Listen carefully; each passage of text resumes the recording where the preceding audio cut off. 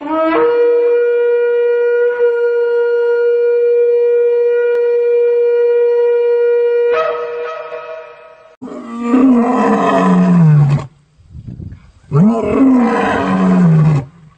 is a presentation by Kingdom Harbinger Ministries. I'm the host, Divine Prospect. All you guys out there are not only the observers and the listeners, but you're also the participators. And without you guys, there would be no Concrete Faith series. The purpose of this series is to equip people, regardless of your doctrinal beliefs, with a concrete system so that way you can validate that which you hold to, no matter what your conviction is, no matter what your particular denomination is in regards to your Hebrew Israelite ideology, maybe some Christians on here as well, or anybody else that is a third party listening in. Definitely what we like to do is dive into the sciences of textual criticism, paleography, archaeology, anthropology, textual criticism, apologetics. This is a series and a range of different sciences so that way we can validate the biblical claims and we can better equip you to be confident in conveying your faith. So, without further ado, tonight's topic is, does the documentary hypothesis assist with textual criticism of the Torah? Does the documentary hypothesis assist with the textual criticism of the Torah? So like always, what I'll do is I'll read from a series of references that I have here, just to give us a backdrop and a background in regards to the subject matter. In between the different resources and references that I'll be utilizing on today, I will interject my own 2 cents, just to kind of bridge and connect a couple of thoughts that are there. And once that's done, I'm going to open to the mic to you guys. I'm going to ask you a couple of questions. I'm going to unmute a couple of mics. If you want to participate, you can go ahead and answer. You do not have to give your name or any personal information. We're going to keep everything anonymous. All right? If you'd like to, you can. But if you do not want to answer anything, you can definitely say pass, and I'll move on to the next caller. So the great wealth I'm going to read on to you guys on today. There's a real important reason why I'm choosing the documentary hypothesis as one of the methodologies that is utilized in the science of, or the realm of textual criticism, is because it's one that's been popular for a long period of time. Since then, it's been eclipsed by other theories, but is one that is still utilized in the realm of textual criticism in regards to the scriptures. So the objective here is to make you guys aware of the things that are being utilized in order to interpret the text, so that way you guys can be better equipped. So I'm going to dive right into this. So the first question people will ask is, what is textual criticism? You know, people might hear that word, think it's kind of deep, think it's kind of a big word, but it's really not a big word. It's really not that deep. Pretty much going to give you understanding of that, because first you have to understand what textual criticism is, and once you get an understanding of the science, then we can apply one of the methods utilized for us to extract what's called the exegete of the text. Exegete just means you're trying to get the intended message from the author to the audience, all right? So textual criticism is a branch of textual scholarship and literary criticism that is concerned with the identification and removal of transcription errors in text, both manuscripts and printed books. Ancient scribes made errors or alterations when copying manuscripts by hand. Given a manuscript copy, several or many copies, but not the original document, the textual critic seeks to reconstruct the original text, the archetype or autograph, as closely as possible. The same processes can be used to attempt to reconstruct intermediate editions or recensions of a document transcription history. The ultimate objective of the textual critic's work is the production of a critical edition containing a text most closely approximating the original. As pertaining to the Bible, textual criticism is a method used to determine what the original manuscripts of the Bible said. The original manuscripts of the Bible are either lost, hidden, or no longer in existence. What we do have is tens of thousands of copies of the original manuscripts dating from the 1st to 15th centuries AD for the New Testament, and dating from the 4th century BC to the 15th century AD for the Old Testament. In these manuscripts, there are many minor and a few somewhat major differences. Textual criticism is the study of these manuscripts in an attempt to determine what the original reading actually was. So behind the scenes of actually looking at the manuscripts of the text, the objective is to compare the different manuscripts and the original languages that the text was written in, and try to find the way to sift through all of the scribal errors, all of the seemingly inconsistencies, okay, the different literary styles that's written, and be able to ascertain what the original or autographed document actually said. And the only way to do this is to look through the series of different manuscripts. We have tons of thousands of manuscripts. I myself personally have viewed hundreds of them from different categories and from different areas, or I would say text types, and I've analyzed them to try and get a determinative on how to get the common denominator to understand what the original text might have said. So when you delve into the realm of textual criticism, that is pretty much what you're trying to do, trying to ascertain what the original manuscript said. And the only way you could do that is by analyzing the text and comparing them to one another. Now I'm going to introduce you to one of the most interesting theories in regards to looking at the text. Now today we're going to be dealing with the Torah, right? So in dealing with the Torah, we know we're dealing with the first 5 books of what we colloquially call the Bible. And looking at the Torah, there are some interesting nuances there when looking at the original manuscript. So the documentary hypothesis is one of those methods to help us to ascertain how to harmonize what it is that we're reading and how to get a better understanding of these nuances in the text.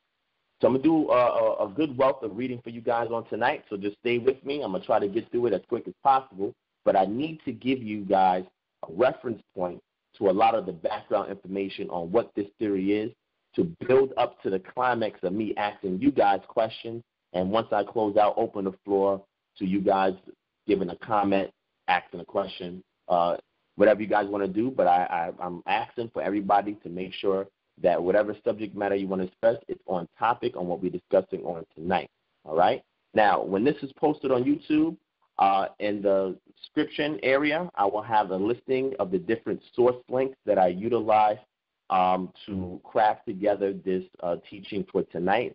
So if I read through it and you guys miss anything, when you go back to YouTube, you'll be able to see the links there and you can read it at your leisure. All right, so introduction to the theory.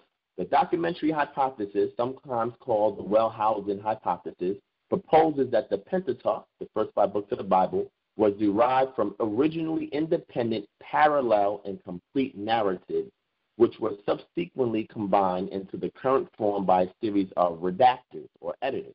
The number of these narratives is usually set at 4, but this is not an essential part of the hypothesis. The hypothesis was developed in the 18th and 19th centuries from the attempt to reconcile inconsistencies in the biblical text. By the end of the 19th century, it was gradually agreed that there were 4 main sources combined into their final form by a series of redactors. These 4 sources came to be known as the Yahwist, or Yahwist, the Elohist, the Deuteronomist. Okay, the name comes from the book of Deuteronomy, these contributions to the Torah, and the priestly writer, all right? These are known as the J, the E, the D, and the P, okay?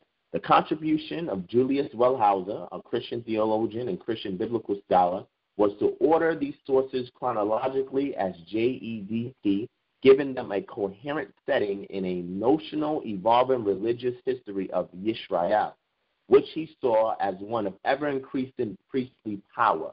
Wellhausen's formulation was the Yahwist source, hypothetically written approximately 950 BCE in the southern kingdom of Judah. The Elohist source, hypothetically written approximately 850 BCE in the northern kingdom of Israel. The Deuteronomist, hypothetically written around 600 BCE in Jerusalem during a period of religious reform. And the priestly source, hypothetically written circa 500 BCE by the Kohanim, or the Jewish priests in exile in Babylon, all right? So that's an introductory to the theory for anybody who never heard of this term before, but I just wanted to give you guys a backdrop on it before we dive deeper into it. All right, so now that we get understanding of the introduction of what this methodology is, who pioneered it, we want to understand what is the reason for this theory. Why was this theory created, okay? And can it assist us in regards to getting or extracting more of the original meaning of the text, all right? So we're going to lay down the reasons for this theory. Okay? First reason is evidence for composite character. All right? And the first line under that is inconsistency. All right? That's in the text. Suspicion that a book is not the work of a single author composing freely is most readily aroused when inconsistencies are noted. These may be of various kinds. In narrative text, it may be impossible to extract a coherent sequence of events. For example, in Genesis 12:1, Abraham is told to leave Haran after the death of his father Terah. According to Genesis 11:26, Abraham was born when Terah was 70. According to 11:32, Terah died at the age of 205. Hence, Abraham must have been 135 when he was called to leave Ur. But Genesis 12:4 says that he was only 75 when he left Haran. The difficulty is explained if the story in Genesis 12 is drawn from a different source from the genealogical information in Genesis 11. Thematic inconsistency arises when a text seems to give impression to two incompatible points of view. On a smaller scale, there are often puzzling inconsistencies of detail, such as the variation in the names used for God in Genesis and Exodus. Yahweh, Elohim, El Shaddai, El Elyon. Okay? Number two is repetitions in doublets. In almost every narrative book in the Old Testament, a careful reading reveals difficulties in following the sequence of events because the same incident seems to be related more than once. The earliest example is in Genesis 1:2, where in Genesis 1:27, God created man in his own image, but then in 2:7, the Lord God formed man of the dust from the ground, just as if the man's creation had not been mentioned before. Where this kind of repetition is found, the two simplest explanation is often that two versions of the same story have both been allowed, to remain in the unfinished form of the book, unreconciled with each other. In some cases, material from two or more sources seems to be interwoven. The classic example is the flood narrative of Genesis 6-9, where one version speaks of a 40-day flood and the other of a 150-day flood, with incidences from the two versions set down in altering blocks. All right? Similarly, repetitious accounts, often extremely complex and hard to analyze, may be found in Exodus 24, when Moshe seems to go up the holy mountain 3 times, and Joshua 3-4, in which the account of the crossing of Jordan under Joshua's leadership is impossibly convoluted. Where two accounts or versions are closely similar in extent, they are often called a doublet. Right? Number 3, stylistic differences. Some Old Testament books or Tanakh books show extraordinary variations of style, ranging from a preference for particular words or phrases to particularities of grammar and syntax. In the Pentateuch, variation is particularly marked in Genesis and Exodus, where some sections are written in a lively narrative style akin to the books of Shemuel, while others are marked by stylized and repetitive matter full of recurring formulas, lists, and technical terms. Compare, for example, the vivid narrative of Exodus 2, the childhood and early career of Moshe, with the ponderous account of the building and equipment of the tent sanctuary in Exodus 36. The appreciation of stylistic differences is often to some extent subjective. The variations within books such as these are wide enough to make it unlikely that a single author is responsible for all the material. English translations of the Bible tend to flatten out such differences by using a uniform biblical English, but in the Hebrew they are easily detected. All right? So that is the evidence for a composite character based on those 3 precepts: inconsistencies, repetition and doublets, stylistic differences. All right? Stages of source critical analysis, the second stage. Number 1, breaking up the text. Source critical analysis begins not with a quest for continuous sources, but with an analysis into fragments of each section of the biblical book under consideration. The source critic must note each point where there is a break, inconsistency, or discontinuity in the text, and so establish for each chapter how many different pieces of underlying material are present. Okay? Number 2, reconstructing the sources. Though some books of the Old Testament or Tanakh may have been assembled from a host of tiny fragments and so are little more than anthologies, this process of growth seems unlikely for most of the narrative books of the Bible. For example, when the fragments into which the Pentateuch has been analyzed are examined, they group themselves naturally into a few piles, each marked by a very strong family resemblance. Thus, the creation story of Genesis 2:4b to 25, the account of the building of the tent in Exodus 36 and 40, and the laws of Leviticus have so many points of style, expression, and theology in common, they are probably derived from the same document. Painstaking work along these lines resulted in the classic four-source hypothesis for the Pentateuch outlined above, according to which the whole work was assembled from only four underlying sources, three of them continuous parallel accounts of history of the world from creation to the death of Moshe, J, E, and P, and the fourth basically the book of Deuteronomy and some related narrative materials, D. Each of the four sources is marked by a uniform style, certain preferences of vocabulary and theme, and its own chronological framework. It is the unresolved clashes, between the four mutually incompatible presentations that make the Pentateuch so bewildering to the casual reader, right? Number 3, dating the sources. Relative dating of the source materials is sometimes possible where it seems likely that one document was written by someone already familiar with another. Thus, in the case of the Pentateuch, it is sometimes argued that the P narrative of the events of Sinai presupposes an acquaintance with the J version and therefore must be later. Where there is no such presumption, however, the relative dating of sources depends, like their absolute dating, on external point of reference. One of the oldest critical observations in biblical studies was that certain verses in the Pentateuch could not be by Moshe because they presuppose a far later period. Thus, the statement the Canaanite was then in the land, Genesis 12 and 6, can only have been written by someone living after the Canaanites had ceased to be in the land, that is, long after Yahshua.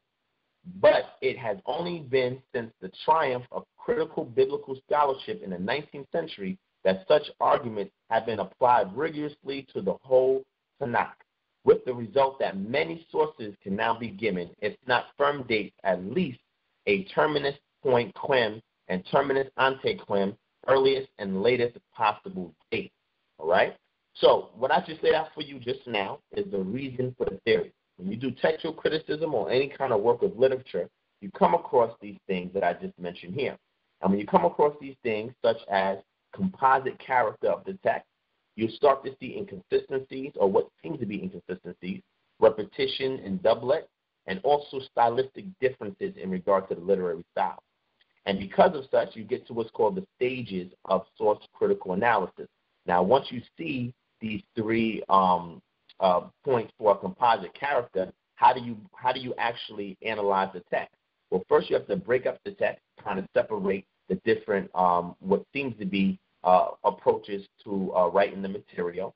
Then you have to reconstruct the sources, and then you have to date the sources. And when you do so, you can find a way to make a cohesive whole of the text if you want a chronological progression of thought in regards to what is being conveyed in the text, all right?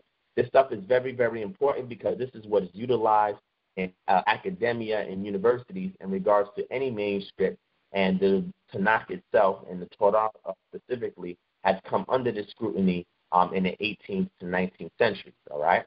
Now, what is the theory itself? Because I gave you an intro. I gave you the reasons for creating a method based on what we just read.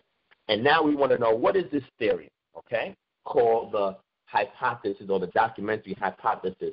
It's also known as Wellhausen's formulation. Let me get into it, all right? Wellhausen's documentary hypothesis proposes that the Torah was originally 4 distinct narratives, each complete in itself, each dealing with the same incidences and characters, but with distinctive messages. The 4 were combined twice by redactors who strove to keep as much possible of the original documents, all right? Now, the first source we have is called the Yahweh source.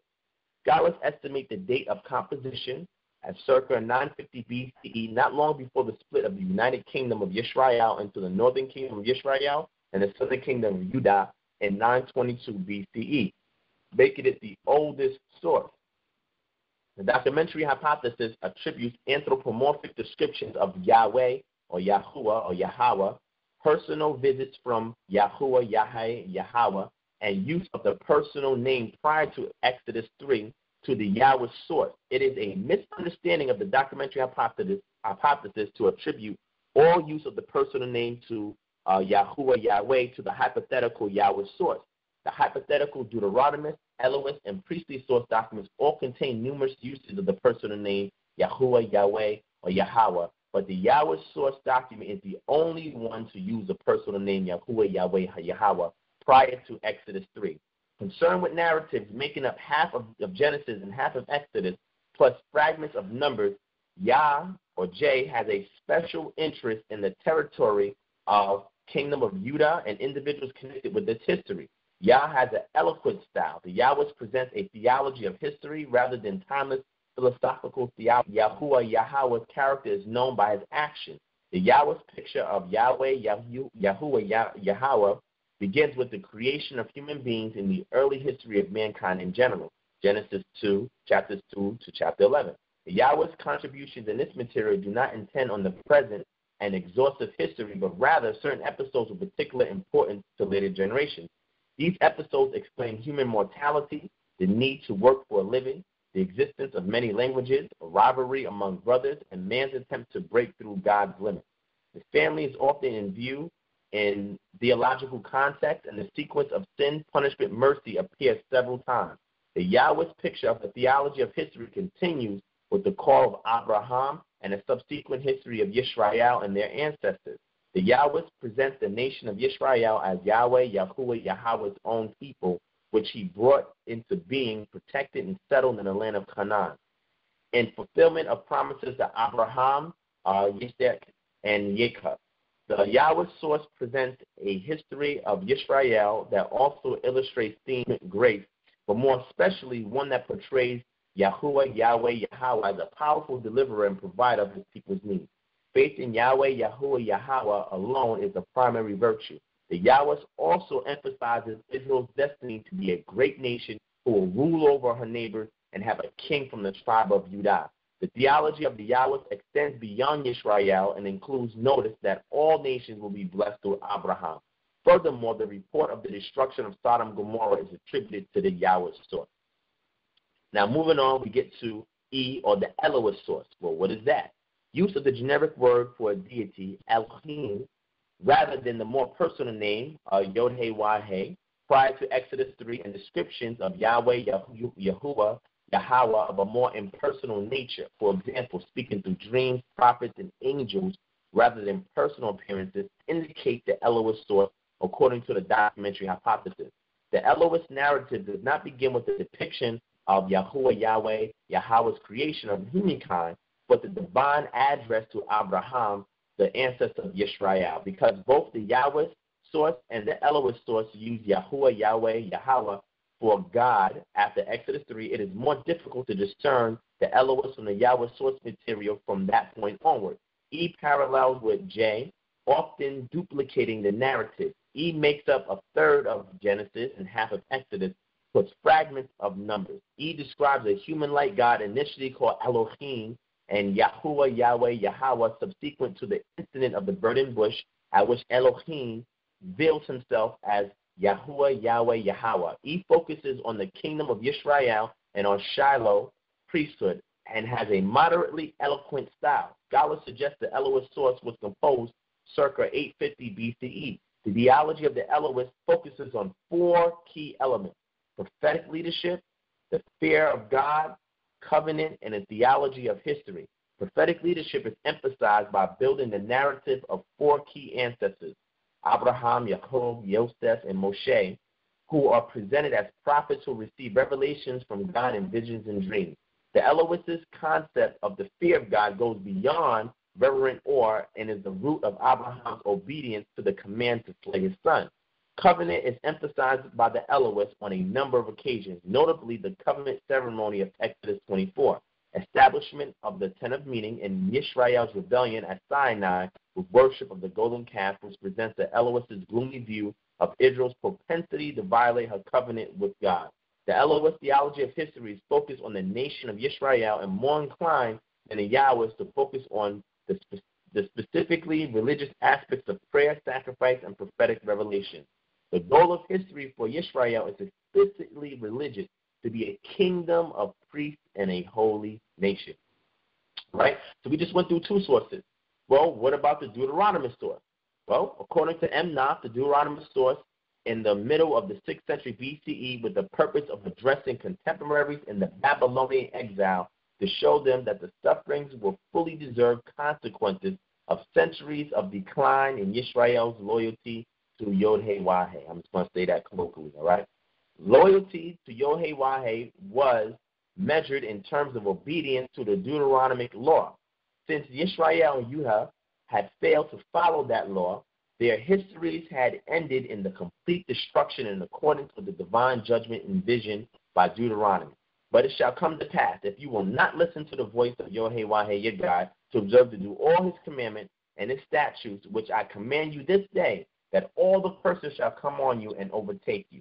Being the Pentateuch restricted to the book of Deuteronomy, although it continues into the subsequent books of Yeshua, Judges, and Kings, it takes form of a series of sermons about the law as well as recapitulating the narrative of Exodus and Numbers. Its distinctive term for God is Yod-Heh-Wah-Heh Elohim, or Elohenu, traditionally translated in English as the Lord our God. Scholars estimate this source may have been composed approximately 650 to 621 BCE, which would have been prior to the Babylonian exile. According to Gerhard von Rad, Knoth's view of the purpose of the Deuteronomists emphasized the theme of judgment and missed the theme of Yod-Heh-Wah-Heh's grace in the Deuteronomic history. The Deuteronomists reported repeated instances of Yod-Heh-Wah-Heh word at work in describing previously reported oracles of Yod-Heh-Wah-Heh's prophets being precisely fulfilled in events described later. On the one hand, the destruction of Yisrael and Judah was portrayed as according to the prophetic pronouncement of doom and retaliation for disobedience. On the other hand, the final destruction was restrained by Yahweh's promise to David, found in Nathan's oracle in 2 Samuel 7 and reiterated throughout 1st and 2nd Kings.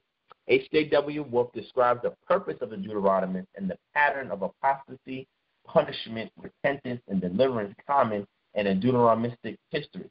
According to Wolf, the Deuteronomic intent was to show the exiles that they were in the second stage of the pattern and therefore needed to cry out to Yahweh or Yahuwah or Yahweh in repentance. According to the pattern of Yahweh's previous dealings with Yisrael, the imperative for exiles was simply to turn back to God. All right? Now, what about the fourth and last source, the priestly source? All right? Let's get into the priestly source. All right? The documentary hypothesis describes the priestly source as using the title Elohim as the general name for God in the primeval period, Genesis 1 to 11. El Shaddai is the first special name for God, and it is revealed to the patriarch and reserved for that era. Yod-Heh-Wah-Heh is the personal name for God that is revealed to Moshe and never said in the mouth of any speaker by the priestly source prior to Moshe. The priestly source portrays Yod-Heh-Wah-Heh as the creator of the whole world, which he declared to be good and on which he has bestowed his blessing. Humanity is created in God's image, implying dominion over the whole earth. Plea includes many lists, especially genealogies, dates, numbers, and laws. Portrayals of God viewed as distant and unmerciful or ascribed to P. P partly duplicates Jane E, but alters details to stress the importance of the priesthood. P consists of about a fifth of Genesis, including the famous first chapter, substantial portions of Exodus and Numbers, and almost all of Leviticus. According to Wellhausen, P has a low level of literary style. Scholars estimate its composition circa 600 to 400 BCE. 11th century manuscript of the Hebrew Bible with Targum. The priestly source portrays Yod-Heh-Wah-Heh as a God who is interested in ritual, the covenant of circumcision, the dietary laws, and an emphasis on making a tabernacle according to a divinely revealed plan for all ascribed to the priestly source. Yod-Heh-Wah-Heh's presence and Yod-Heh-Wah-Heh's blessings are described in the priestly source not to be mediated by the king, but by the high priest mediating at the central place of worship. The priestly source depicts a formal structure in terms of space, time, and social structure. The spatial center of the universe is the sanctuary, which is the first model in the tabernacle and later in the temple model after the pattern revealed to Moshe. It is this specific location that Yod-Heh-Wah-Heh wanted to make himself present in the people. Yod-Heh-Wah-Heh had arranged the temporal order around progressive laws of Sabbath, 7 days, 7 months, 7 years, 7 times, 7 years.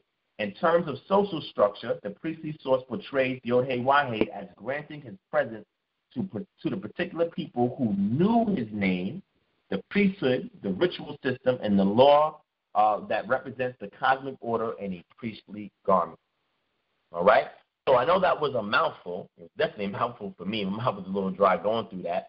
But what I was doing was giving you guys the background in regards to what we had here for the Wellhausen theory, or what's colloquially known as the documentary hypothesis. So what they do is that through textual criticism, all right, looking at the inconsistencies in the text, looking at the literary styles, etc., they're able to determine these 4 sources according to this theory, all right? Now, I'm presenting this from an unbiased, objective view. I'm going to interject a little bit towards the end what my stance is in regards to this, but I want to make you guys aware of it so that way you guys can look at the text much differently now when you approach it using this methodology to see how it allows you to extract what you need from the text so you can harmonize it when conveying it to others, all right? So let me just give you a summary of all 4 of those sources, all right? And I'm going to give you the summary so it's easier to grasp. So as we move forward and we get to the examples part, or when we get to the point where I give you the summary of the entire thing, you guys are able to grasp what it is that we're talking about, all right? So let's go to a shorthand summary of the Yahweh source. The Yahweh source is distinguished from the other sources by the references to God as Yod-Heh-Wah-Heh, a personal name. The primary characteristics of this source include anthropomorphic references to God and God interacting personally with human beings. Pay attention to this, all right? And the Yahweh source, God is a personal actor in the history of humanity and the world. The overall style tends to focus on narratives that are rich in detail and character development. Scholars originally thought that the Yahweh source had been written approximately 950 BCE in the southern kingdom of Judah, but current research suggests that the 750 BCE is more than likely. Most of the time, this source is older than whatever other source it's combined with, but not always. All right? And that's the summary of the Yahweh source. Keep those things in mind. I'm going to say it one more time, the things to keep in mind. Okay? The primary characteristics of this source include anthropomorphic references to God and God interfacing personally with human beings. All right? This is very important. The Elohim source, summary, shorthand. All right? The Elohim source is distinguished from other sources by the references to God with the generic term for the deity Elohim. The primary characteristics of this source is God being described in a more impersonal manner and God acting in a more distant way through intermediaries like prophets and dreams. After Exodus 3, however, the use of the person name Yod-Heh-Wah-Heh appears in the Elohim source, making separation of the two much more difficult. This is exaggerated by the fact that both the Yahweh and Elohim sources tend to parallel each other, telling the same story in different ways. Pay attention to that, fam, right? The Elohim source may have been written at approximately 850 BCE in the northern kingdom of Yisrael and may even be older than the Yahweh's material, okay? The Deuteronomy source. The Deuteronomy source is distinguished from the other sources by a focus on law rather than on history or narrative. It is called the Deuteronomy source because all of the material from this source is contained in the book of Deuteronomy. Because this source focuses on the law, it also focuses on how the law is a medium for the relationship between God and humanity. God creates the laws. Humanity is obligated to follow them. The Deuteronomy source was probably written around 600 BCE in Jerusalem during a period of religious reform. All right? What's the shorthand summary for the priestly source? Okay? The priestly source is primarily concerned with matters relating to priests and the priestly class that is supposed to have arisen during the Exodus. The priestly source depicts God as relatively distant, though not quite as impersonal as the Elohim source. This source is also concerned with God's dominion over all creation and all humanity. In this, it is similar to the Deuteronomy source's focus on laws, but has a style that tends to be very dry.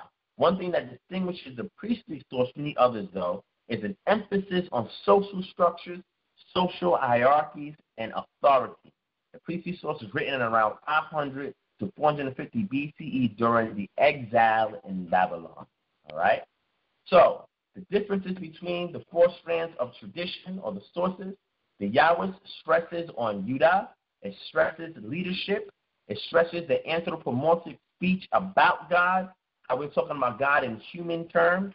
God walks and talks amongst us, and God is Yod Hey Wad Hey. These are the five fingerprints that help you to identify the Yahweh source. What about the Elohim source? Well, the Elohim source stresses on northern Yisrael, stresses the prophetic, refined speech about God.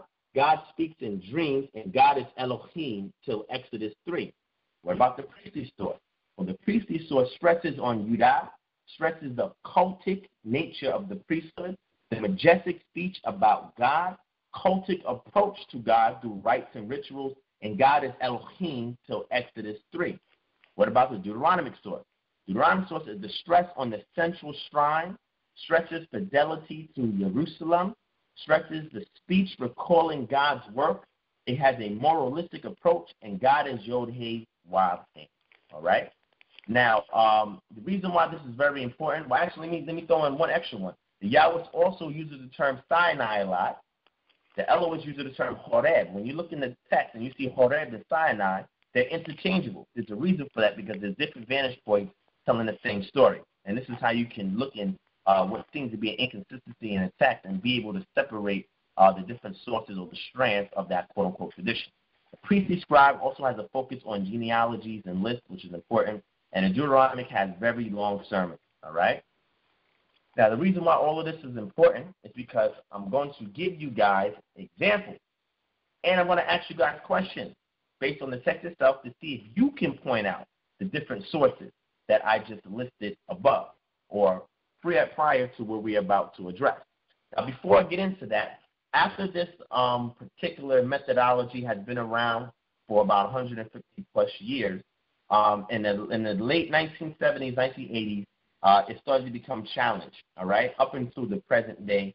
And that challenge has pretty much taken the base or core ideology of the documentary hypothesis and has broken it down to three different models, okay? The three separate models for the composition of the Pentateuch or the Torah have been proposed. The first one is the documentary hypothesis, which we just discussed, which is the Torah as a compilation of originally separate but complete books.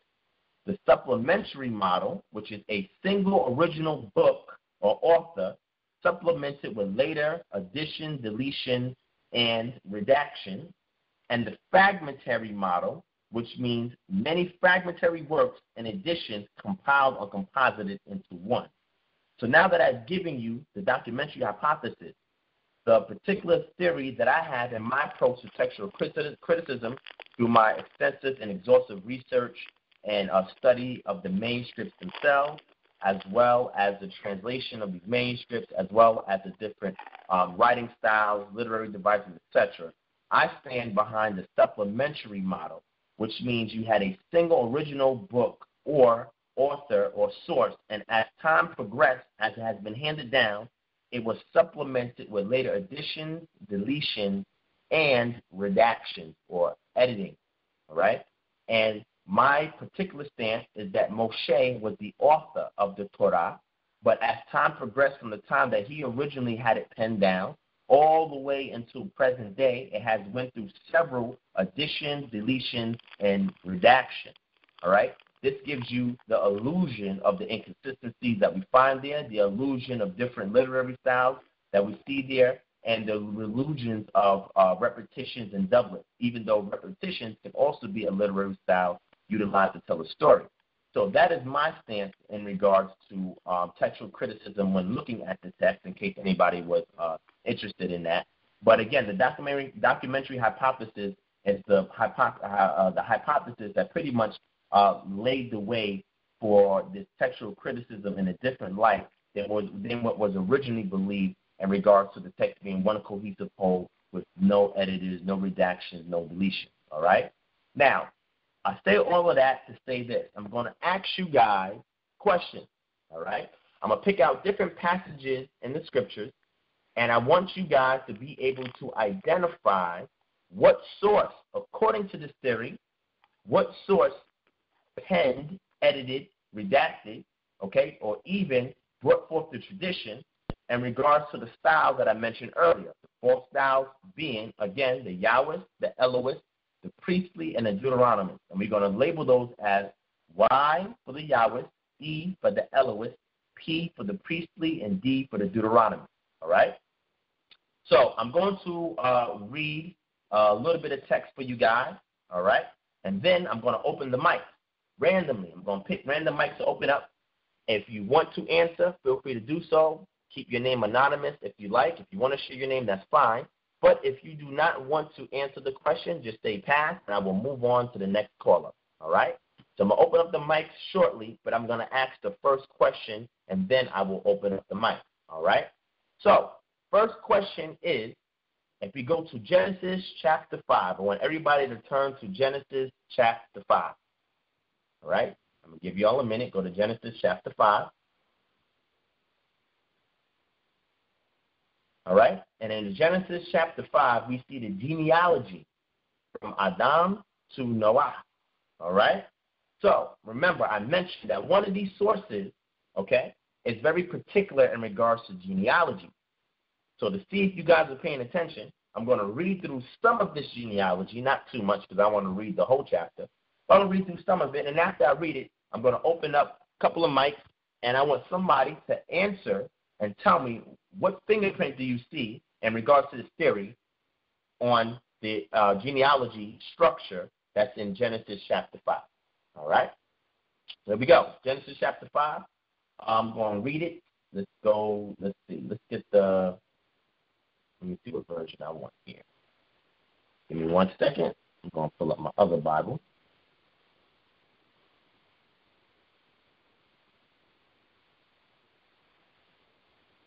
All right. Go. All right. Genesis 5. All right. So I'm going to read from the New King James Version, the NKJV. All right. Genesis chapter 5 goes on this wise. This is the book of the genealogy of Adam. And the day that God created man, he made him in the likeness of God. He created them male and female and blessed them and called them mankind in the day they were created. And Adam lived 130 years and begot a son in his own image and likeness after his image and named him Seth. After he begot Seth, the days of Adam was 800 years, and he had sons and daughters. So all the days that Adam lived were 930 years, and he died. Seth lived 105 years and begot Enosh. And he begot Enosh. Seth lived 807 years and had 7 sons and daughters. So all the days of Seth were 912 years, and he died. Enosh lived 90 years and begot Canaan.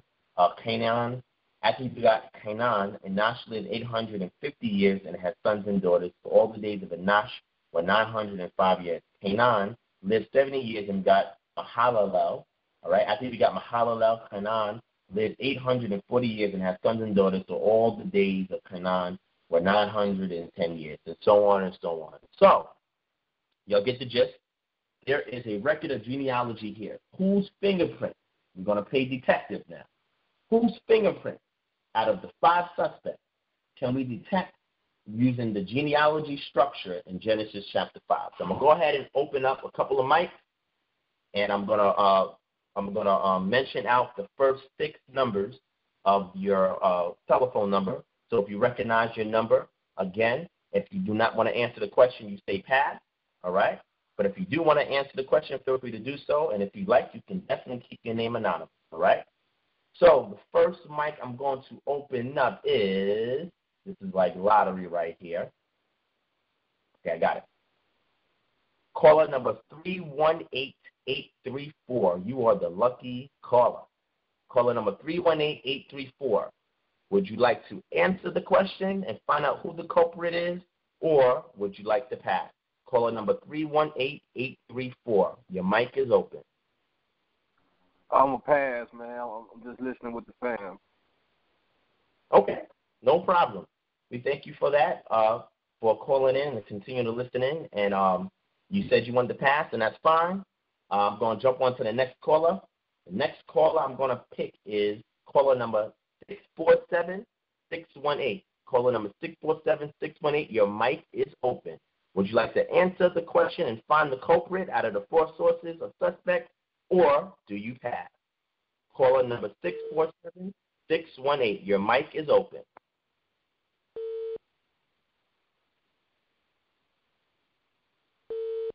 Caller number 647-618. Your mic is open. All right, we're gonna move on. All right, we're gonna do two more callers. Caller number 757-580. 757-580. Your mic is open. Yeah, this is Yahawada, Ben Yasharella, and I'm calling. But I would say that I'm going to take a stab at it and say the Yahwist. The Yahwist. And the reason why I say the Yahwist is because it seems like out of the four, like the priestly is more concerned with the priesthood and whatnot. The Deuteronomy is more concerned with what's in Deuteronomy, and of course it's in Deuteronomy. But the Yahwist was more about the people, about the lineage and whatnot. So I would say that the lineage means a lot to them more so than the other four, or the other three. Okay. Interesting. I'm not going to give the answer out yet, but thank you so much for that, Yahawada, for giving your feedback. I appreciate the participation. And I think I'm going to move on from here because I have a couple more others. So we had one answer, and the answer was the culprit of Yahawada. Yahawada said the culprit was the Yahwist. I'm sorry. I got the names mixed up. So he said the reason why he said the Yahwist because he said the Yahwist would be more concerned in regards to the genealogy. Well, that was a great stab at it, Yahawada, but the answer is the priestly scribe. The priestly scribe are the ones that were mostly concerned with genealogies, places, names, etc. So the priestly scribe had his fingerprint on the genealogy of Adam to Noah in Genesis chapter 5. All right? So that was a great stab at it. If you want to get another shot, I'm probably going to give it to you towards the end. But I thank you for your participation, and we're going to move on to the next example. All right?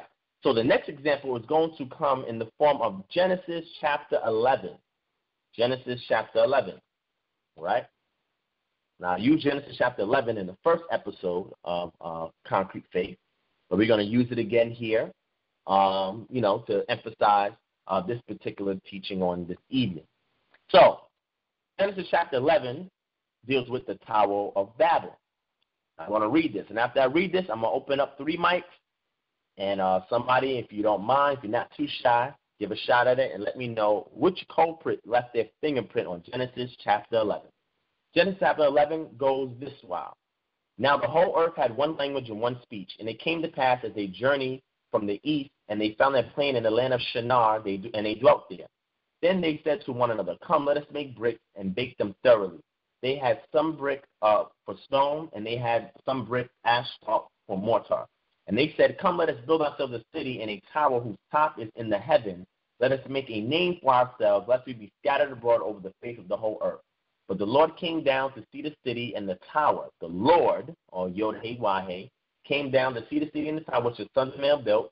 And the Yod-Heh-Wah-Heh, or the Lord, said, "Indeed, the people are one, and they all have one language. And this is what they begin to do. Now nothing they propose to do will be withheld from them. Come, let us go down, and there confuse their language, that they may not understand one another's speech." So Yod-Heh-Wah-Heh scattered them abroad from there over the face of all the earth, and they ceased building the city. Therefore its name is called Babel, because the Lord, or Yod-Heh-Wah-Heh, confused the language of all the earth, and from there Yod-Heh-Wah-Heh scattered them abroad over the face of all the earth. So, reading Genesis chapter 11, verse 1 to verse 9, get the story of Babel, whose fingerprint, which culprit's fingerprint, of which source, is on Genesis chapter 11. All right? So I'm going to open up the mic, and I'm going to pick somebody at random. Caller number 845-248. Caller number 845-248. Your mic is open. If you want to give a shot at it, you can. If not, just say pass. Okay.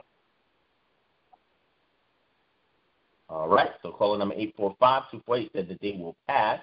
Thank you for your participation and being online tonight. I'm going to grab another caller. Caller number 914469. Caller number 914469. Your mic is open. Do you want to take a shot at it and find out who the culprit that left his fingerprint on this text, or do you want to pass? I hate to do this, but I have to pass because I'm driving. But I'm going to pass this time, and next time I got you.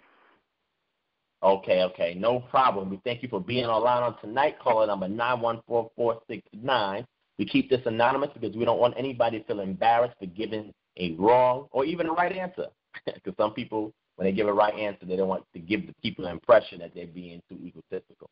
All right, so I had two passes, but I'm going to give you the answer so we can move forward.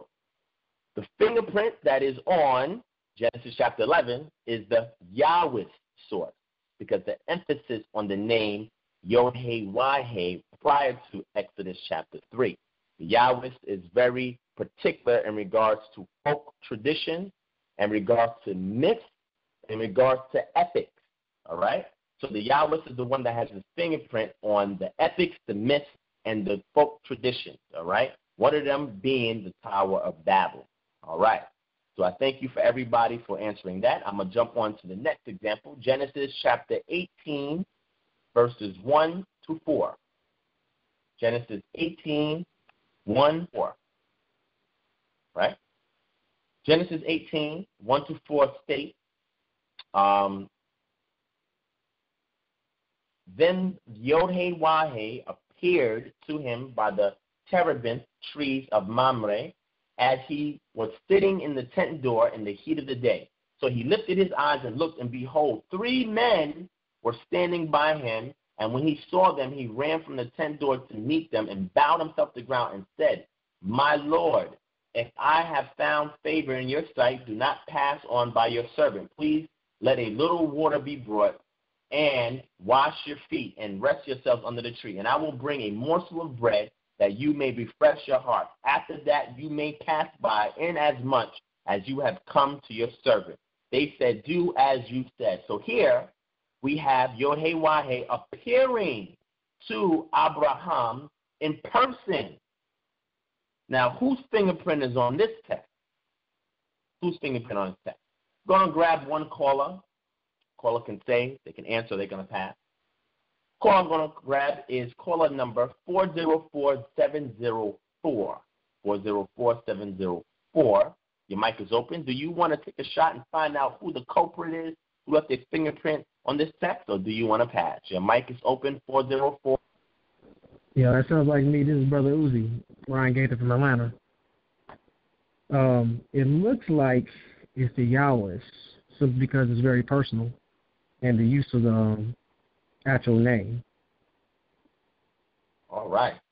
Thank you for that answer there. Caller number 404704. We thank you for your participation. And we're going to go ahead and answer that because I have a couple more examples. I want to run through it real quick because we're getting towards the end of time. You are right on the money. Call number 404704. That is great scrutiny skills. You can be a detective. Matter of fact, you may even be on my team. That's great in regards to my textual criticism work that I'm doing that will be published soon. But you are correct. It is the Yahweh style because it is a personal interaction with one of the patriarchs, Abraham. He physically appeared to Abraham. And again, the Yahweh is very personal in its dealings with a lot of the patriarchs in the text. So you was right on the money with that. All right. Excellent. Excellent. All right. Now we're going to get on to the Abraham sacrifice of Isaac in Genesis chapter 22. Right?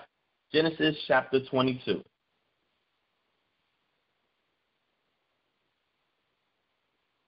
All right, let me pull that up. Okay, in Genesis chapter 22, we're going to go to verses 9. We're going to go to verse 9. All right? Let's see who can pick this one out. Then they came to the place of which God had told him, and Abraham built an altar there and placed the wood in order. And he bound Isaac his son and laid him on the altar upon the wood. And Abraham stretched out his hand and took the knife to slay his son. But the angel of the Lord called to him from heaven and said, Abraham, Abraham. So he said, here am I. And he said, do not lay your hand on the lad or do anything to him. For now I know that you fear God, since you have not withheld your son, your only son, from me. Then Abraham lifted his eyes and looked, and there behind him was a ram caught in the thicket by its horn. So Abraham went and took the ram and offered it up for a burnt offering instead of his son. Now, who had their fingerprint on this particular text? What source, family? What source had their fingerprint on this particular text? Interesting question. So I'm going to open up the mic. I'm going to grab one caller randomly. And once I call out your first 6 numbers, let me know if you want to take a shot at it or if you want to pass. This is the sacrifice of Isaac by Abraham. And Abraham was spoken to not directly by the Creator himself, but through a medium, an angel. So caller number 516-323. Caller number 516-323. Your mic is open. Do you want to take a shot at it and find out who the culprit is with their fingerprint on the text, or do you want to pass? Your mic is open. 516-323. Shalom. I think that's the Elohist source because it's using a medium rather than a direct conversation.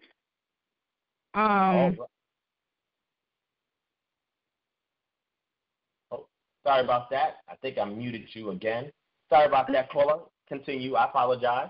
No, that's okay. I just, in my observation of your commentary, I think it's the Elohist source because of the indirect relationship. They use the mediator rather than a direct, which is what makes it different from the Yahweh source.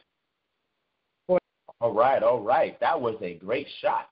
At caller 516-323, we appreciate your participation on tonight. So, not to hold anybody in a cliffhanger, you are correct, 516-323. You are correct. Why?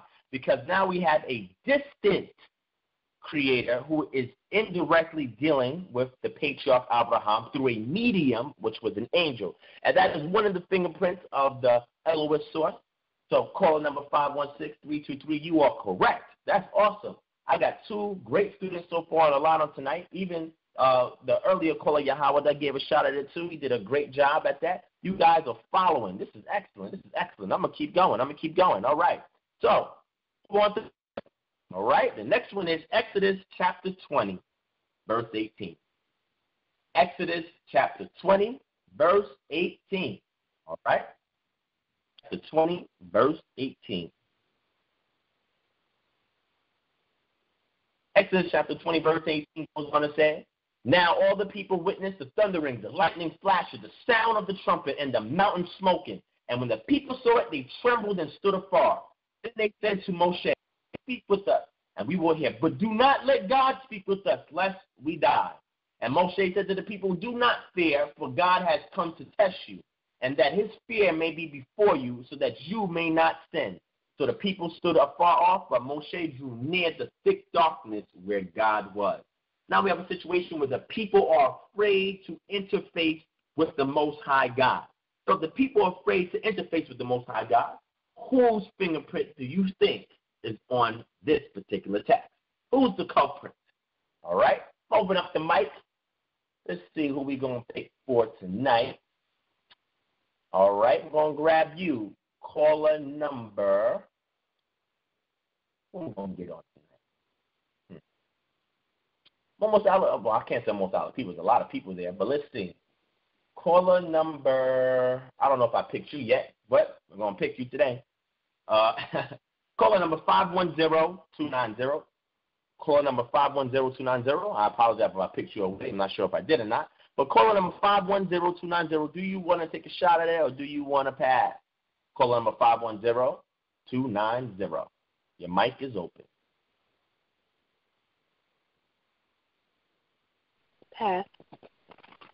Pass? All right. Caller number 510-290 said that she will pass.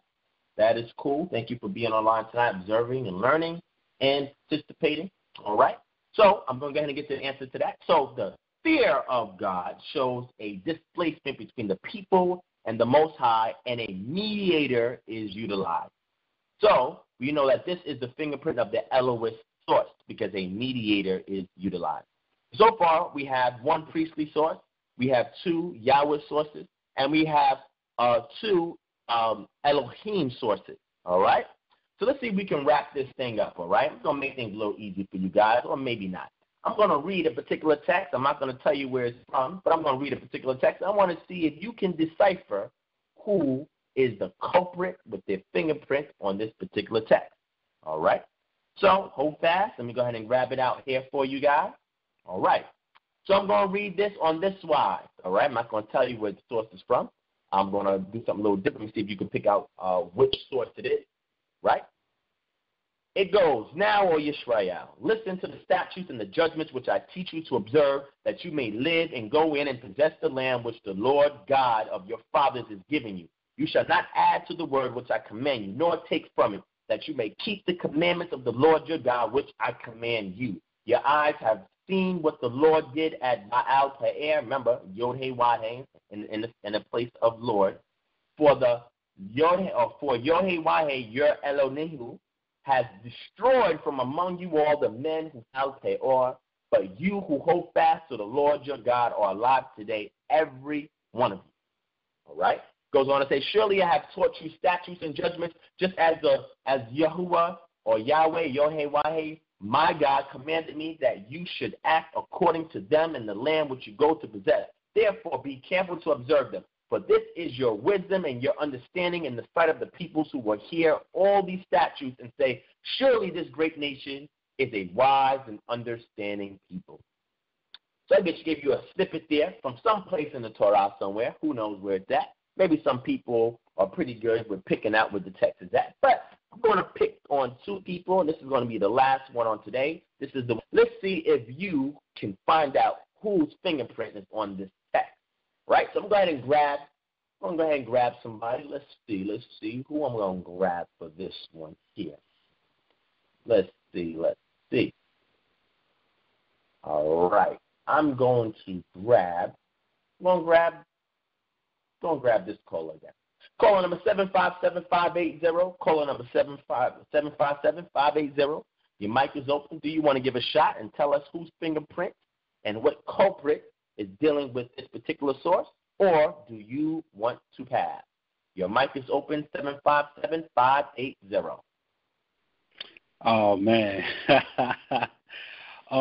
You know what? This is something that I read a long time ago, and I'm going to go ahead and take a shot at it. I mean, I don't care if I'm wrong. I'm still learning, you know. All right, so I'm going to go ahead and go with I think I recall that quote from Deuteronomy. So I'm going to say it's a Deuteronomic source. And that's my answer. All right, caller number 757-580.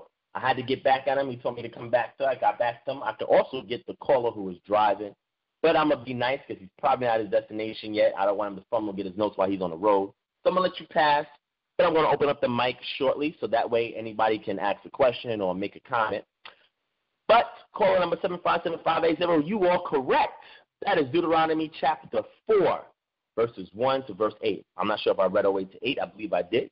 But, yes, that is the Deuteronomy source because we know the entire book of Deuteronomy, according to this theory, is ascribed to one particular source, which is Deuteronomy. And all you had to do was know exactly where this text was from, and you can easily identify the fingerprint of the culprit.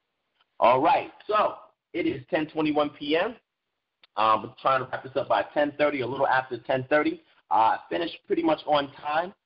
Thank everybody for participating on the lineup tonight. This was another episode 2 of Concrete Faith, where we give you all of the sciences and we give you all of the knowledge necessary to equip yourselves to better stake your claim and what you believe in regards to the text. We want to equip you guys with enough information so you can be confident in conveying what it is that you believe to those who do not believe so. So to wrap everything up, we went through what's called the documentary hypothesis and the reason why this methodology was created because of the quote-unquote seemingly apparent inconsistencies in the text, the different literary styles, etc. This documentary hypothesis was designed to actually look at the different datings of the text based on the literary style and of contemporary works in regards to that time period. We also know that the purpose of this was to separate the different supposed sources and be able to get a coherent understanding of the text. We can also be able to identify the literary styles also know at what time periods these different quote-unquote authors, if they are authors or redactors, in a period of time where they were, what they were influenced by, and why they use particular mechanics in regards to extracting the text from the sources that they had their hands on. Great participation from you guys. You guys are awesome students. I will be more than happy to teach you guys anytime and also learn from you guys, because a great student is also a great teacher. Thank you for the great feedback that we got on tonight. You guys did an excellent job. You guys were wonderful. I have to also, like I always do, give you guys a round of applause. All right, I'd like to thank everybody for being on the line tonight. You guys can also view this on my channel on Kingdom Harbinger Ministries. Type in Kingdom Harbinger Ministries on YouTube, and you can definitely take a look at my past videos as well as this one, which will be put up shortly. Also, you can reach me at kingdomharbinger@gmail.com if you want to shoot me an email. Also, you can reach me on Instagram at Kingdom Moment. You can also reach me on Facebook. Just type in Divine Prospect, and I will show up. And as well, we do this at our leisure. We do this because we want to educate the people and give you guys some great insight and textual criticism, apologetics, hermeneutics, as well as the sciences, so that way we can equip you guys to be better adept at defending your particular doctrinal beliefs or your faith. We don't ask you guys for money, but we get requests that people want to donate. So if you guys go to type in Divine Prospect on Facebook, shortly I will post up our GoFundMe page. So if anybody wants to donate, you can definitely click on that link, and you can donate whatever you feel free to. We're not putting any pressure on anybody to donate because we feel education should be free. But people say that a laborer is worthy of his reward, so we want to give everybody the means of donating if they see fit. So now we come to a close. Again, I thank everybody for being on the line tonight. You guys were wonderful. You guys were excellent. And before I close, I want to open up everybody's mic. All right, and everybody, I don't want everybody talking at one time. If so, I'm going to have to get some order. I'm going to have to mute the mic because I want everybody to be heard. Whoever wants to speak, if you don't want to speak, you don't have to say anything. But I'm going to open up the mic, so if anybody has any last-minute comments or questions that it pertains to this subject matter, we don't want to deviate off, and we don't want to start another show too early. But please allow your comments and your questions to pertain to tonight's subject matter. But I'm going to go ahead and open up all the mics. So if anybody has a comment or question, feel free to do so. So just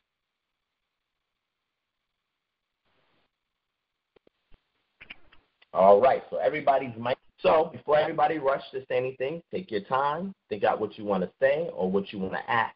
If the mic is open, we have about 10 minutes.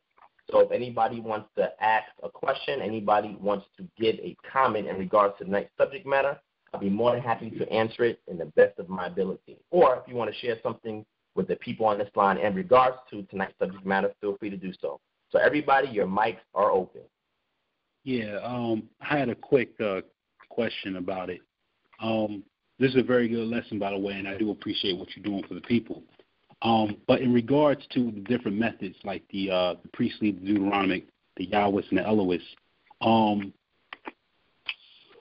in that, can we draw like any confidence from any of those methods that the source is authentic and haven't been tampered with as far as from an outside source? Like, do these four methods actually give us more validity of the record? Okay, so I think what you're asking is on the documentary hypothesis. Again, this is a hypothesis and it's a theory, meaning that it's nothing that we know for certain, but it's one method that's utilized when doing textual criticism when you look at different things in the text, such as repetitions, inconsistencies, and different literary styles. So this particular methodology, again, has been consistent for over 100-plus years without being challenged. But in the late 1970s, 1980s, it was challenged, and the purpose of it being challenged is because new models had arose. Now, in regards to this particular method, I think this particular method is good if you want to just get your feet wet in regards to textual criticism, because it allows you to identify the things that is utilized at an academic level when looking at any kind of literary text.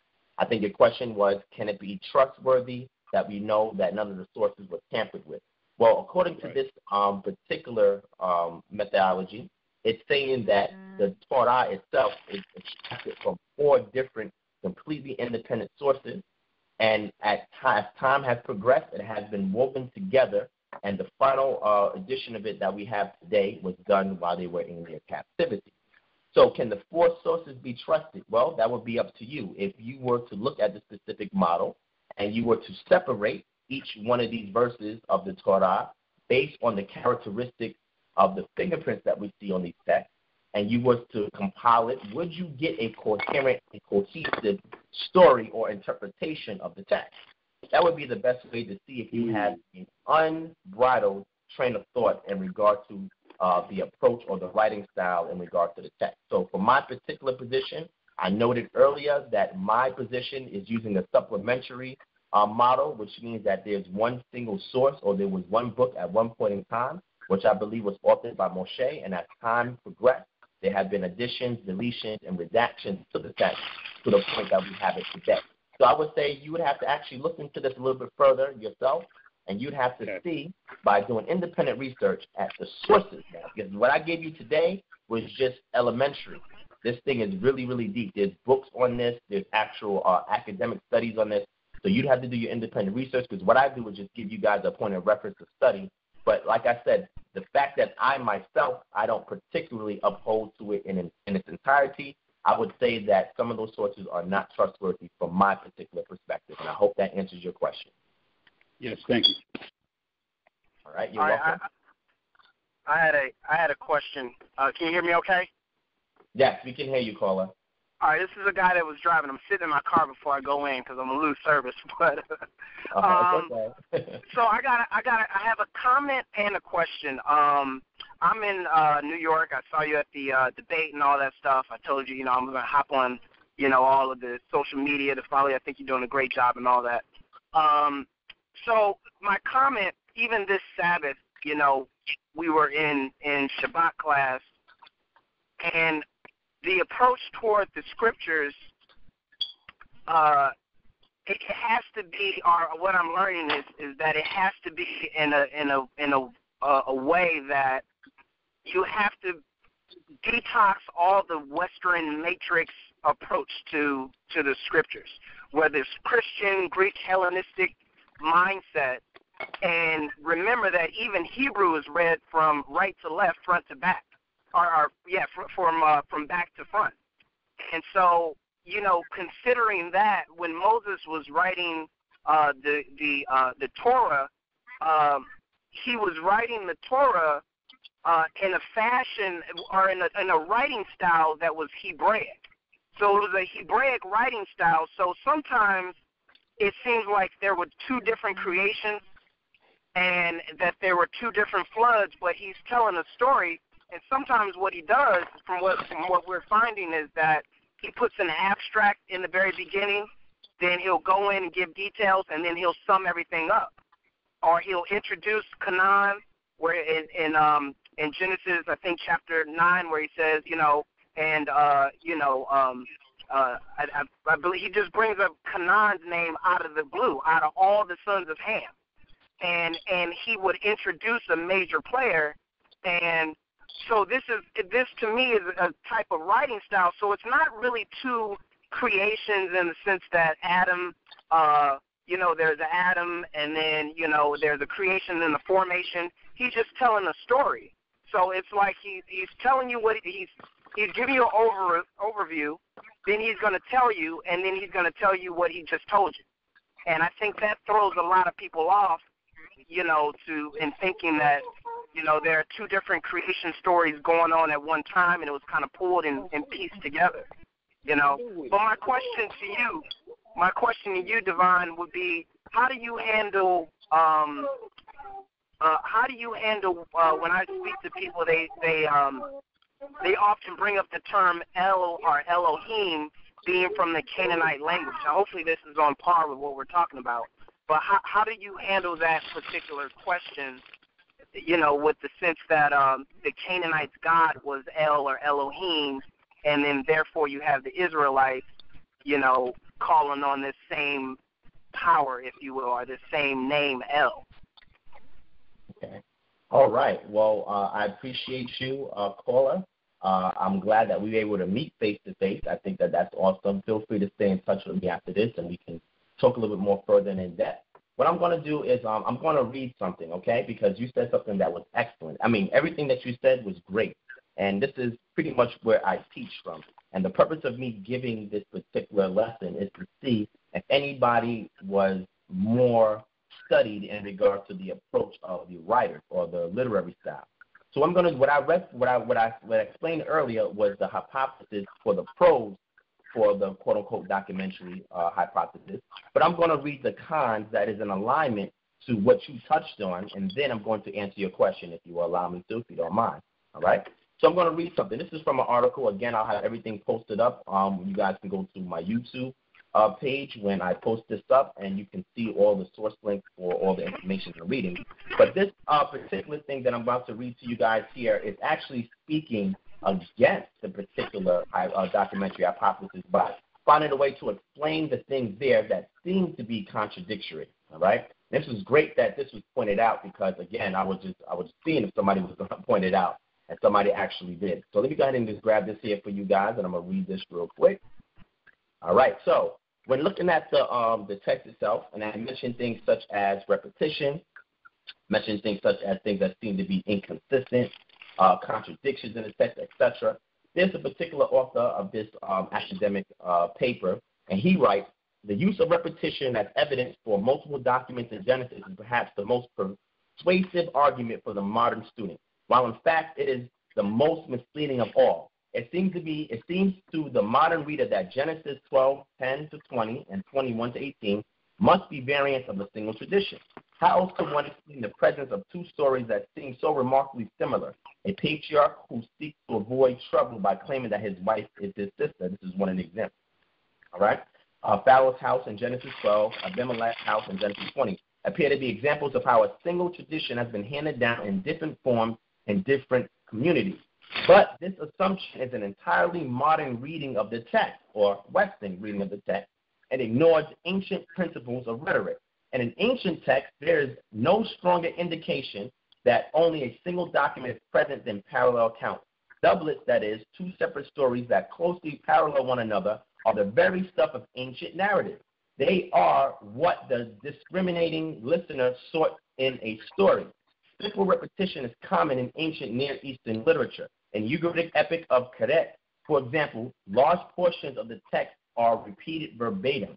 This technique is employed in the Bible as well. In Genesis 24, a great deal of verses 12-27 is repeated in verses 34-38, although in the latter text it is from the servant perspective. All right? So let me touch on something else, contradictions in the text. Apparent contradictions in Genesis are often cited as markers to the different documents behind the text. A simple example is the flood account concerns the number of animals to be brought on board the ark. 6:20 says to bring one pair of every kind of animal, but 7:2 says to bring 7 pairs of clean animals. The explanation is simply that 7:12 is a precise figure given immediately before the flood, but that 6:20 is a general figure given before the ark was built. Provision had to be made to ensure that there would be sufficient livestock after the flood, and thus the higher number of clean animals. Of course, contradictions have to be examined on a case-by-case basis, but apparent contradictions hardly sustain the documentary hypothesis. All right, the unity of each document, the last one I'm going to read. The argument that each document is a self-contained and complete narrative when separated from its context in Genesis is simply absurd, he said. Although demonstrating the absurdity of it will require us to examine a text in some detail. For example, one looks at Genesis 28:10-30, 10:30-7, as it is analyzed in a standard text driver's introduction. The internal confusion of each document is self-evident. Below is the text as separated into each J and E components, along with additional extraneous material. So I'm not going to get too much in that because that's a very lengthy read. But he goes on and says, as already indicated, the idea that J and P have different styles is the result of artificially dividing the text. The arid style of the genealogies of P is simply a byproduct of the fact that they are genealogies. It has nothing to do with their being written in a different style. Wybright points out that the genealogies ascribed to Y have precisely the same arid character as those prescribed to P. Studies in the Pentateuch written in the early 20th century from the perspective of the documentary hypothesis tended to contain lengthy lists to be the characteristic vocabulary of each document. One rarely sees in modern studies lists of this kind. The criterion is in itself quite artificial. We know nothing of the common speech of the people of ancient Israel, and we cannot be sure that the words cited as synonymous pairs are really synonymous.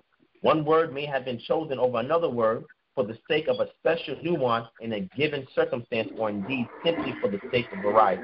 So what I just gave you guys towards the end, and I'm glad he asked this, because somebody that is countering this specific ideology of the documentary hypothesis by trying to harmonize what seems to be contradictions, inconsistencies, etc. So this gives the opposite vantage point in regards to seeing the text from a Semitic perspective, void or sans what we see from the Western throughput of contradiction. So I hope that answers, or I hope that complements the comment that you've included. But to answer your question, the question you asked is the word El. You asked the question, is the word El, which was the title for quote-unquote God, is the word El exclusive to the Hebrew culture, or was it also something that the Canaanites had used?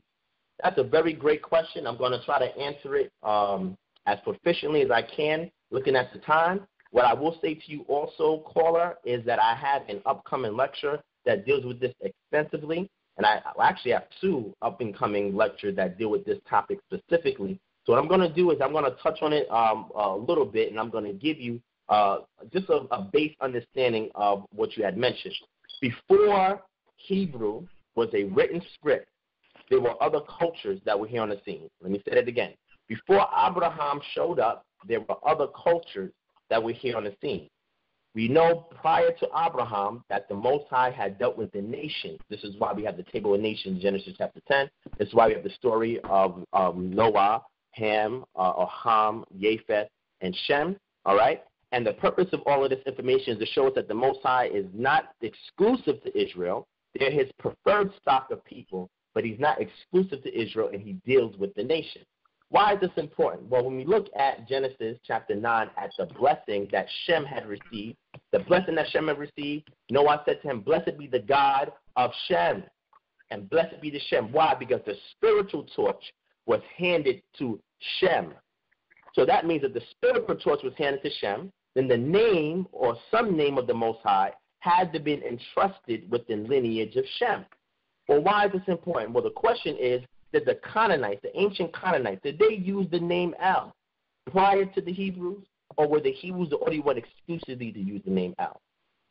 Well, you'd have to study the Canaanite religions and the Canaanite stelas that was erected in the area as we know today as Palestine, and also you have to look at the Ugaritic text as well as the Ebla tablets, which I've done extensive studies on.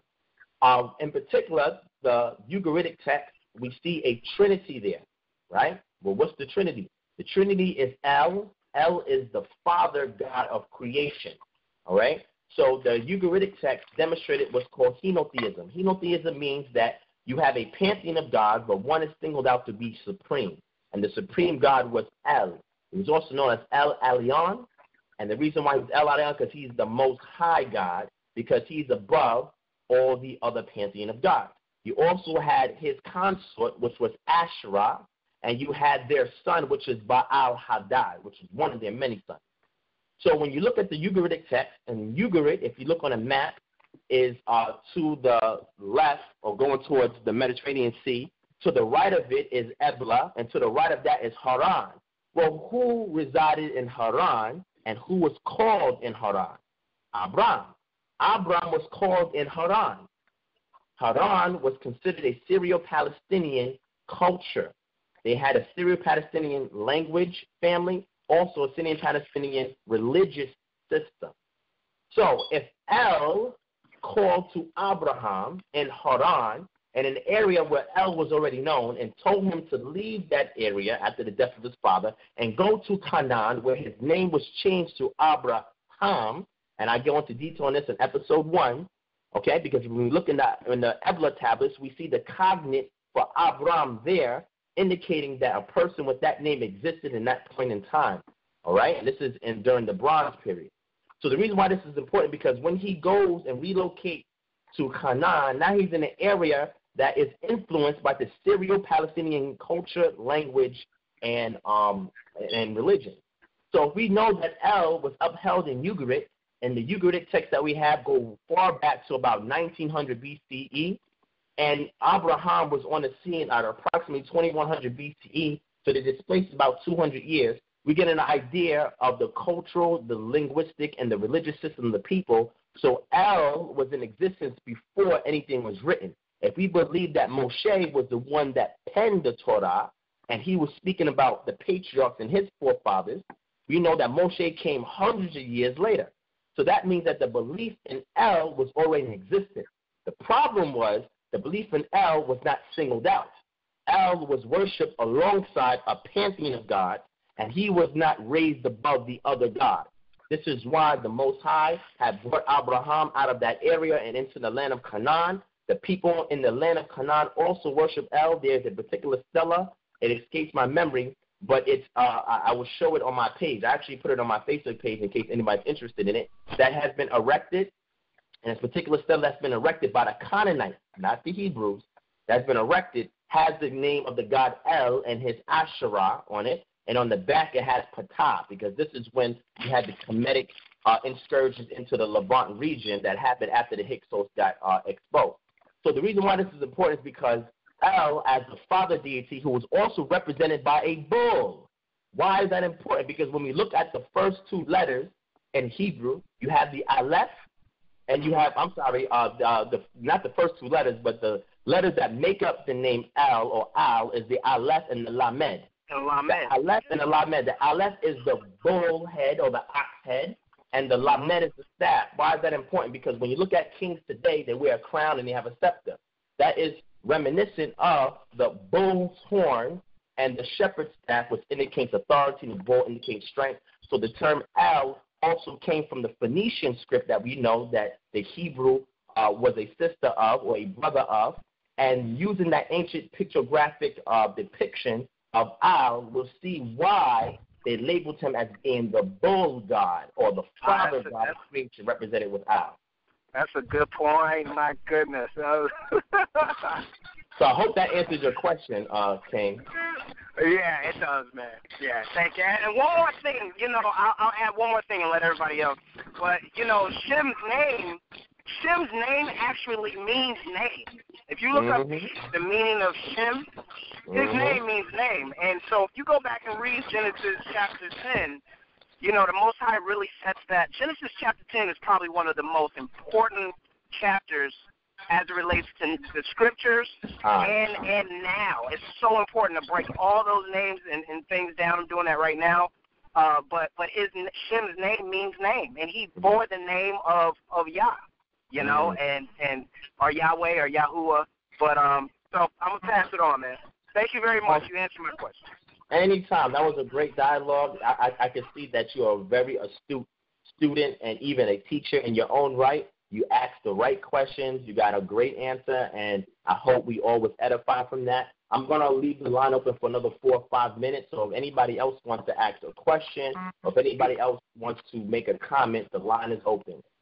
Yeah, I got a couple of comments, brother. Question.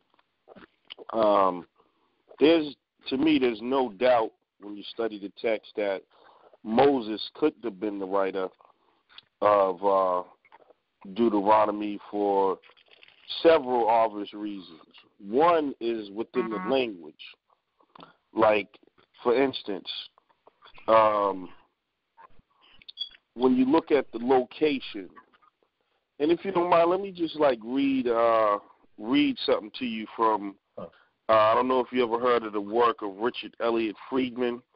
It's called "Who Wrote the Bible." And he talks about what you're talking about, the documentary, way of going about looking at the book. Mm-hmm. But there's some obvious things like locality, and examples are when Moses spoke to the children of Israel from across the Jordan. Mm. And scholars look at these things and say, the problem with a phrase like across the Jordan is that it refers to someone who's on the other side of the Jordan River from a writing perspective. Mm-hmm. So the verse would appear to be the words of someone in Israel that was west of Jordan, referring to what Moses did on the east side of the Jordan. But Moses himself was never supposed to be in Israel himself. And then you have things like referring to Moses, like problems like to this day. So you got a writer, he's writing about Moses here, but he's using terms like to this day. And then you have references to geographical locations that names that the names didn't even come to after Moses' lifetime. You know, when it was subsequent to Moses. And then so like in Deuteronomy 34, you got things written like there never arose another prophet in Israel like Moses.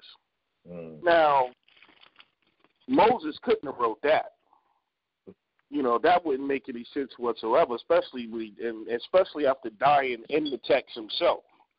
So there's no way to really get around the fact that, you know, certain things are being spoken in the present day. You can clearly see that this has to be someone who looked back in time. Now, I've heard some scholars, and I heard you even mention it, they believe that they try to make up for these obvious things by saying, well, Moses wrote it, but then, you know, priests came along and they added these things by, like, divine revelation. But you can't get around things like there never arose another prophet of Israel like Moses, and the many times that in the first 5 books of Moses, he's referred to in the third person. Like I wouldn't write a book and say, and then this guy went to do this. You'll never see the word I referring to itself. So, you know, I don't know, maybe you can, you know, compensate for that. I don't think it can be, but I've heard others try to.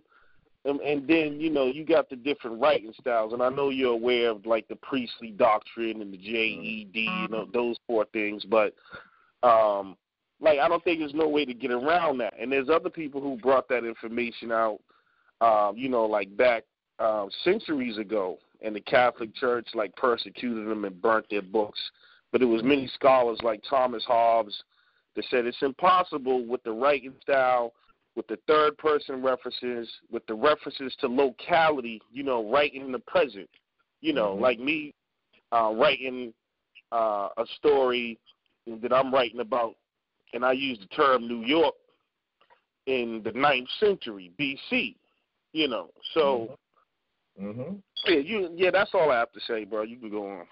No, that's excellent. And see, and this is the type of stimulation that I'm trying to get when I do this series. And the reason why is because I've noticed that a lot of us have become very superstitious in regards to picking out these peculiarities in the text because we're afraid that, oh, my God, you know, I'm disrupting the word of God and some kind of condemnation will come upon me. But no, all you're trying to do is trying to make it coherent so you can fully understand what took place in the text.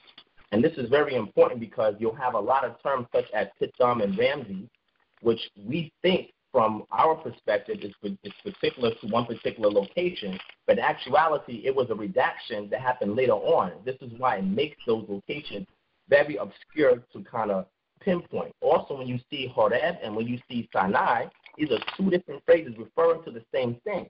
So now you have to account for these inconsistencies or these things that seem to be nuances. Now, I've heard a range of different people try to put it together.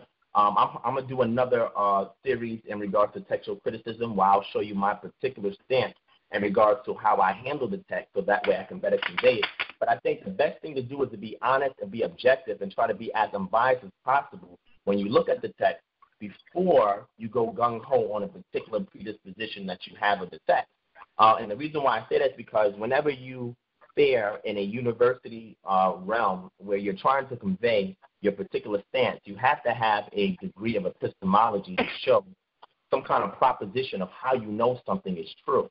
And when you do textual criticism, it helps you to identify all these things that seem to be nuances so that when people ask these questions to you, you have a response to it. The text says itself in 1 Peter chapter 3, it says, always be ready to give every man an answer And that is very, very important. Always give every man an answer. All right? So with that being said, to the person that had just answered the question, I thank you for giving asking that question and making that comment, because this is the type of juices that I'm trying to stimulate in the minds of the people that get on this line.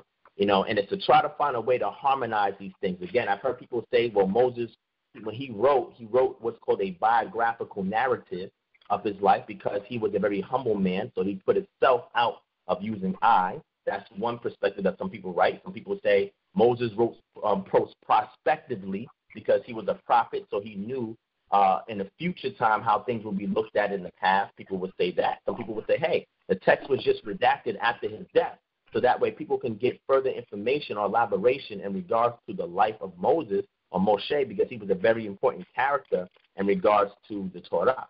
So there's different people that get different stances, and what I do is that I objectively tell people the different positions so that way they're aware of it, and then I tell people, do my deductive analysis, how I come to a conclusion on my particular stance. And my model that I utilize has helped me to harmonize a lot of these texts. I'm very objective. I don't have any particular stance or any kind of gung-ho position that's overly zealous that won't allow me to release my grip for a moment so that I can decipher the text properly within its context by looking at history, by looking at paleography or the style of writing, literary devices, repetitions. You have to understand all of these things in regards to the ancient writing style and the history of the people who scribed this text, whose hands it was in, who were the names of the scribes, what geographic location was it written in. All of these things come into play. Anthropology, the migration patterns of the people, what may have forced them to write things in a particular way than others, why some will use a particular name than others. All of these things are very, very pertinent in order to decipher the text so you have a better understanding of it and you can better convey it with confidence to those who ask questions. So I thank everybody that's been giving insight so far. We have about 6 more minutes. I'm going to end this at 11 o'clock.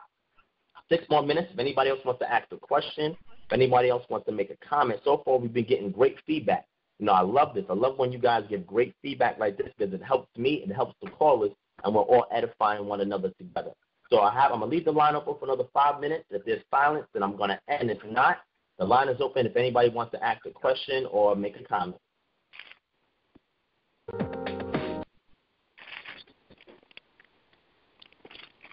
All right. Anybody else? Going once. Going twice. All right. So with that being said, I thank everybody for being on the line tonight. You guys were great. I wouldn't want a better audience than the people that was on the line tonight. Thank you guys for your participation. Thank you guys for calling and listening and observing. I hope you enjoyed episode 2 of Concrete Faith. Again, the purpose of this is to have a common denominator in regards to science, textual criticism, apologetics, hermeneutics, anthropology, archaeology, to give you some facts to help validate your biblical stance and support your doctrinal beliefs. I am your host, Brother Divine Prospect, a.k.a. Tsaphahyah, which means Yah watches over. I thank everybody for being on the line today. I hope to see you guys for episode 3, which should air next Monday. The details will be there on my page, and I hope to hear from you guys again. I gave you guys the means of contacting me if you have any additional questions.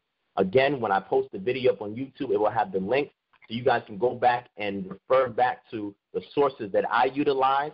And again, you guys stay tuned next Monday for another explosive impact of Concrete Faith. You guys have a blessed night, and I'll speak to you again. Peace.